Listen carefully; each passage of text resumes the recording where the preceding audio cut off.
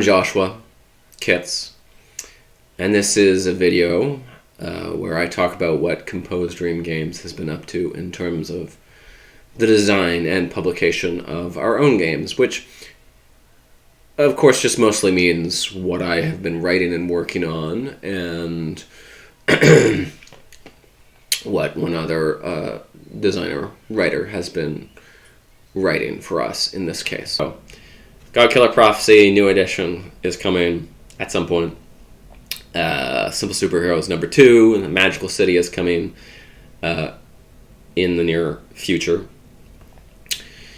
Supervillains Unleashed is under development. We will have a Simple Superheroes #3, which returns to New Carthage. That might be motorcycles and lasers, or it might be our genetics. And finally, the big thing that I just released is Fabrication, the alpha play kit. This is a game that makes games. This is a game design game. It's done as leaflets. First of all, I should say Fabrication is available right now. You can get it in PDF, or you can get it in my little printed out envelope with some play sheets. And I can show you very quickly what's inside here and talk a little bit about how it's structured. So there always seems to be a number of balls in the air that I'm trying to design and work on and get published. There is a initial edition of Godkiller Prophecy that I've released that has been on the market for a little while. At some point, we'll be looking to crowdfund a new edition. The current edition is called the Augury Plus edition. At some point, we're going to... all the covers for the Augury and Augury Plus edition have been drawn literally by hand and assembled by me, and usually my brother. The covers are all drawn by me, because it is a drawing, GM-less, fantasy story game it's your 4-book epic, fantasy epic of a chosen one where there is a prophecy played in 4 hours. So you create the world together by answering some questions. You set up a prophecy using cards, and then you alternate between a oracle phase and a adventure phase, where you use these 2 decks of regular playing cards. One is the Dark Gods deck, and one is the Heroes deck that you've distributed across all players, usually 3 to 5 players, one of whom is the Chosen One. You try to get the best cards throughout this process of the adventures to the Chosen One. So there's a teaching phase where you can just give a card to the Chosen One, for example. But also in the adventure phase, cards can end up going to the Chosen One, potentially. So you try to get all the best cards to him. You're losing cards as you go. The Dark Gods deck is losing cards too, but it's also getting harder because it always gets to keep its best cards, and you're more likely to get higher ranked cards from the Dark God. And you illustrate on each chapter where you're going as part of that Oracle phase.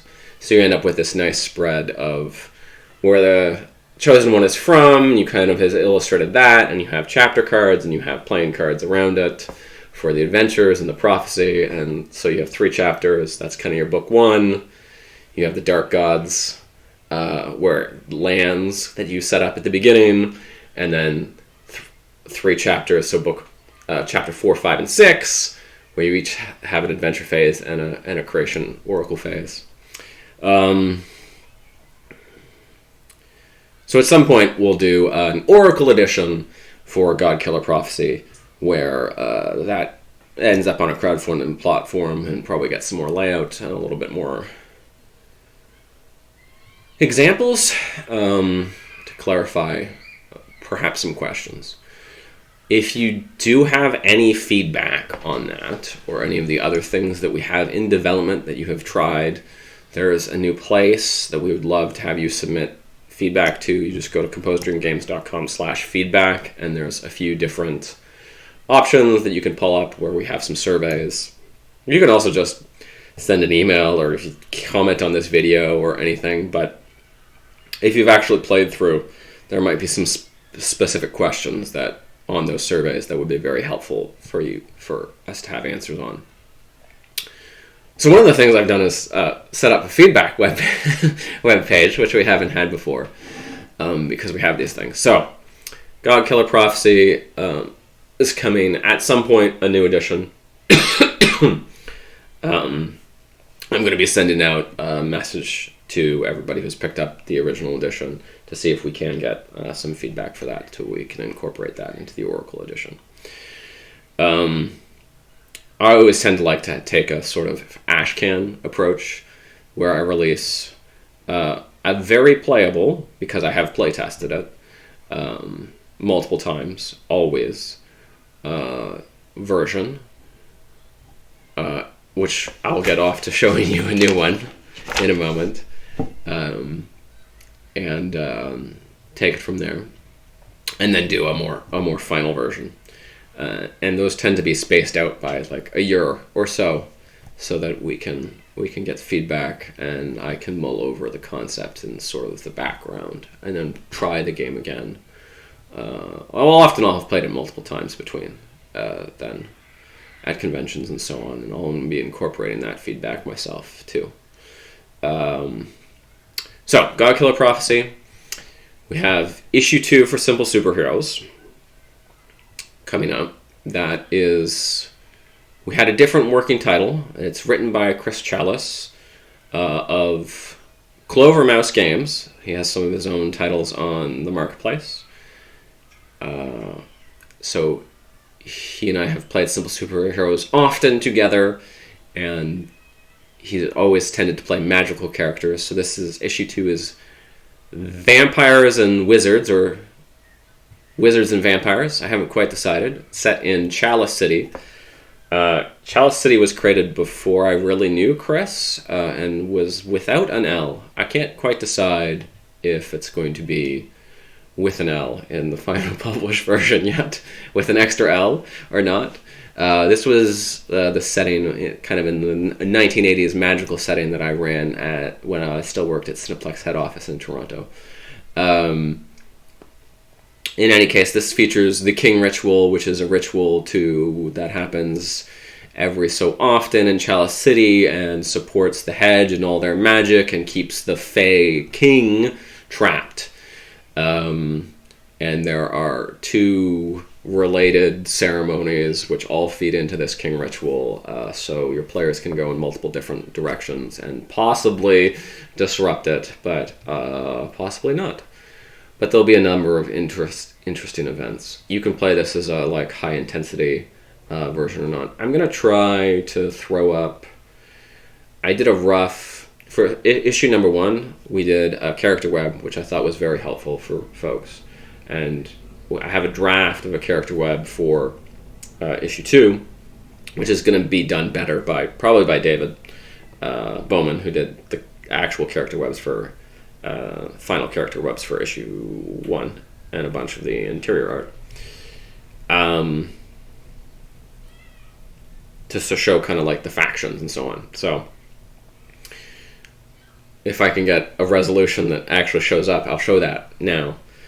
But you essentially have the hedge, and you have your vampire wizard overlord who runs the King Ritual, Lady Aldenberg, and you have people who are working for her who aren't vampires, and people who are.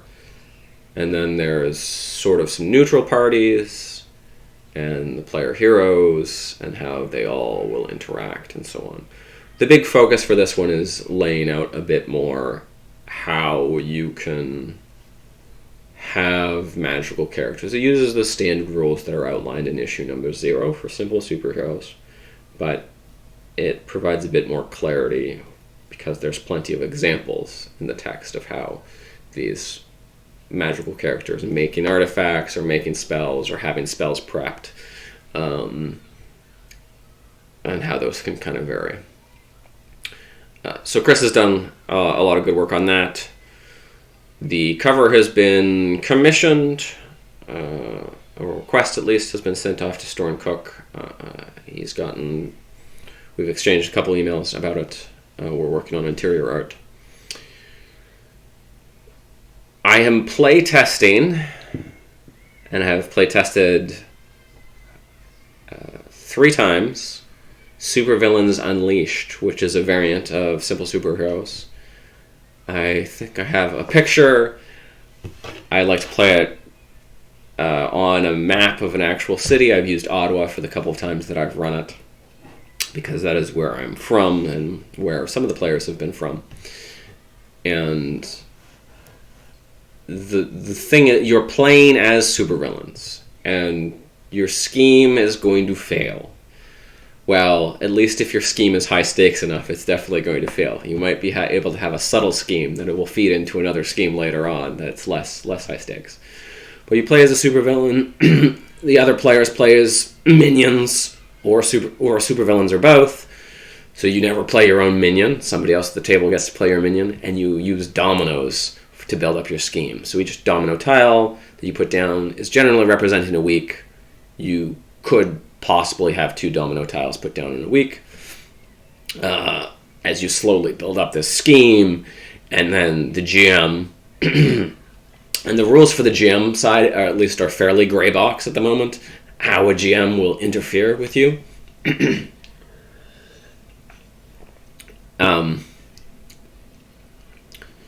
But the GM will start dropping dominoes of a different color in your way, or start chasing you with their own chain of dominoes, and if their chain exceeds yours, or you just get blocked off too much, then you will have to abandon your scheme.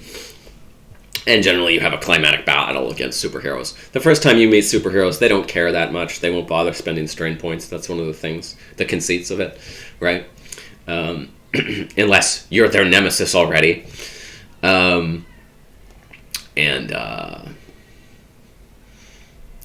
Playtests I've been super happy with. It's been easy for me to run. I've gotten good feedback.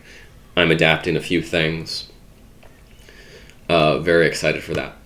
The goal, because technically the first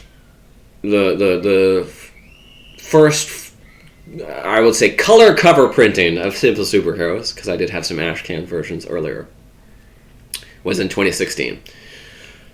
So the goal is probably to release Supervillains Unleashed as a complimentary 10-year anniversary kind of title in 2026.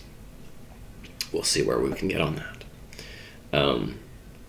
But I ran a home playtest. I ran 2 playtests at Breakout. I'm very happy. There's some thoughts about how minions work that I'm going to incorporate that I got from that for sure. So, Supervillains Unleashed. So, Godkiller Prophecy, new edition, is coming at some point. Simple Superheroes number 2, and the Magical City is coming in the near future. Supervillains Unleashed is under development. We will have a Simple Superheroes number 3, which returns to New Carthage. That might be motorcycles and lasers, or it might be our genetics. I am trying to figure out which will be more of a better continuation from the initial one, and so on. I'm juggling with the options there.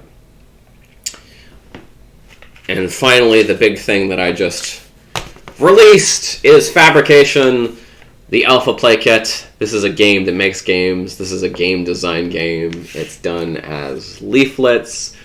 The whole idea is to help you... This stems from thinking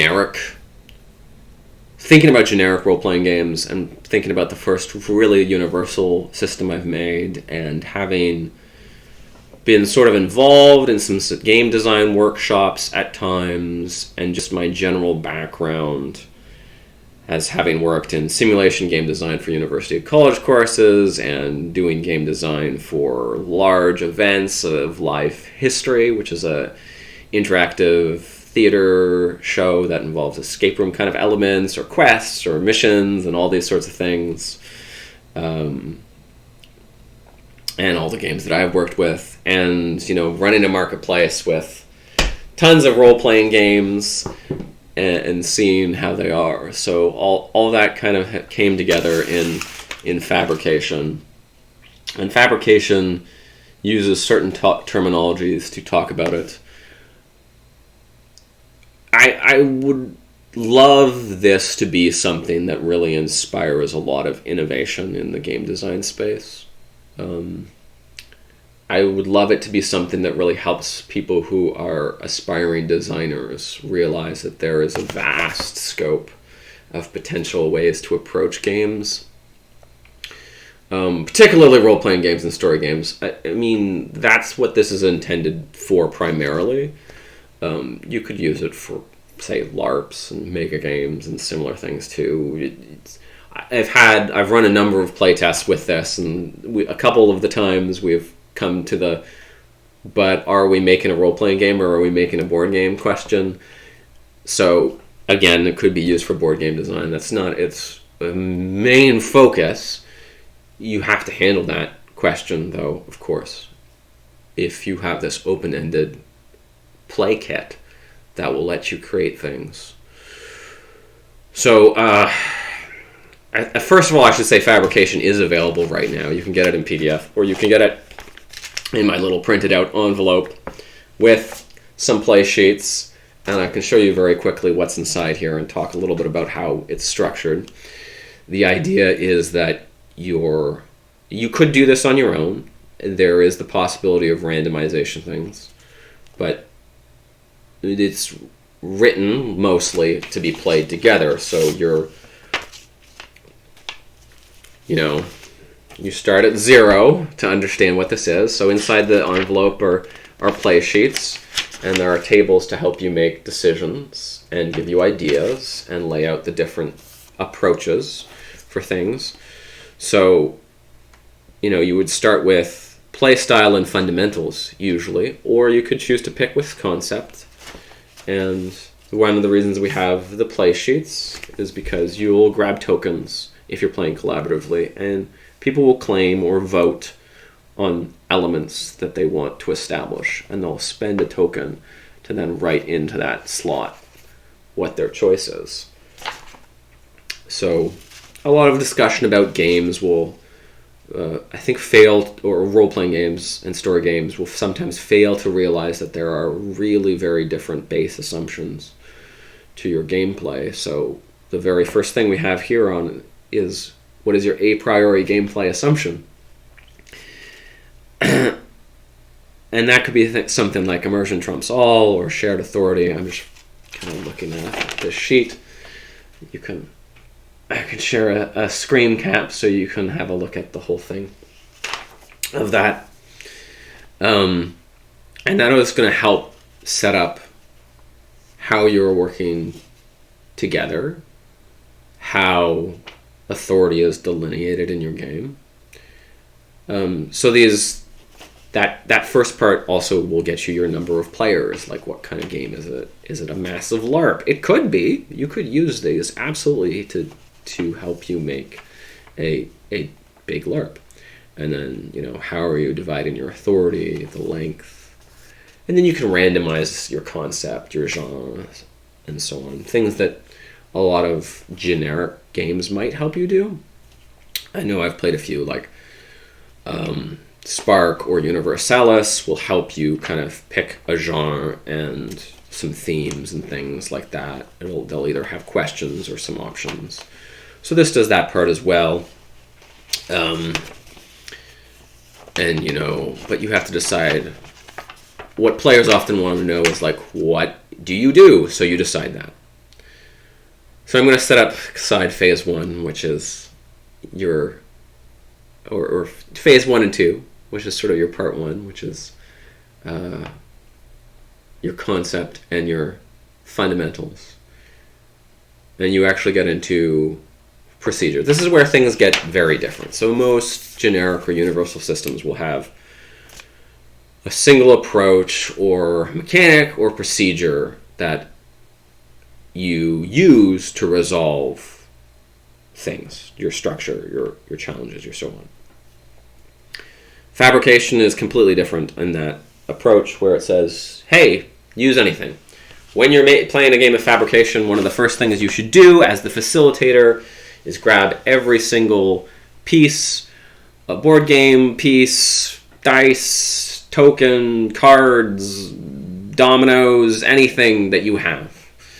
to hand and that you think would be a neat thing to use in your game design. And it also just talks about how procedures of play, who asks who, what, and when is very important. So figure out how your procedures of play works. Who has the authority to provide narration, when, is the world established ahead of time? Is it established post hoc?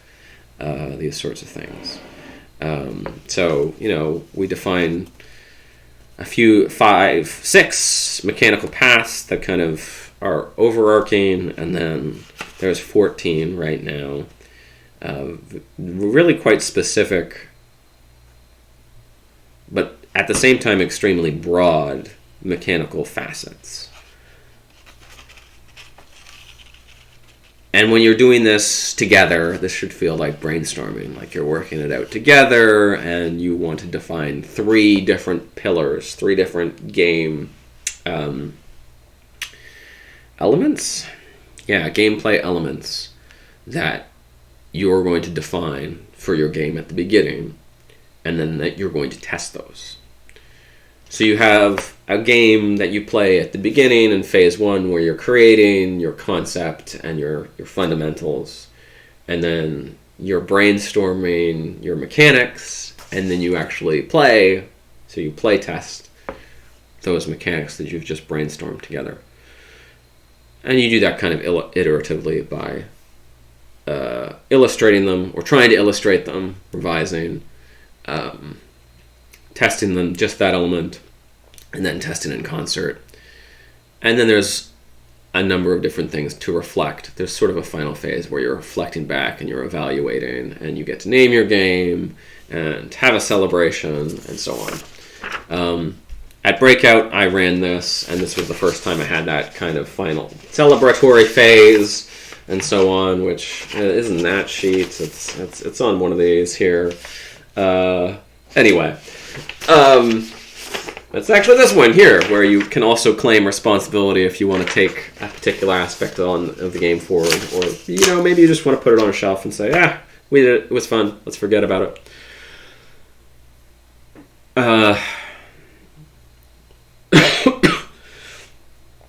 So, Fabrication is out now.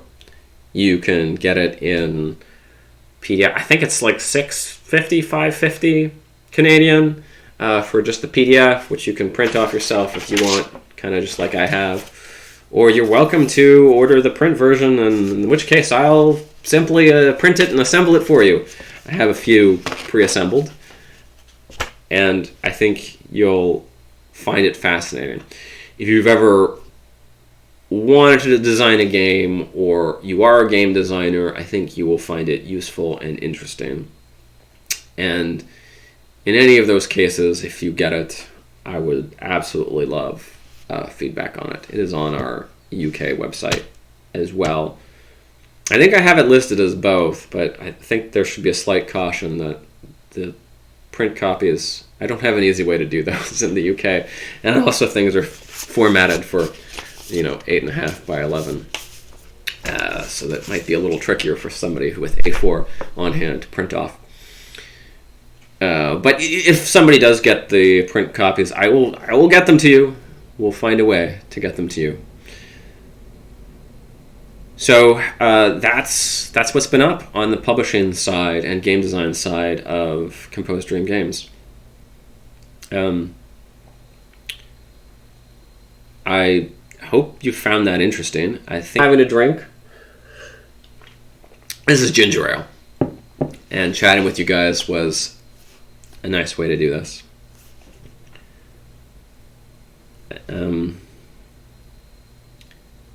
That's all for me for now, and as always, good gaming.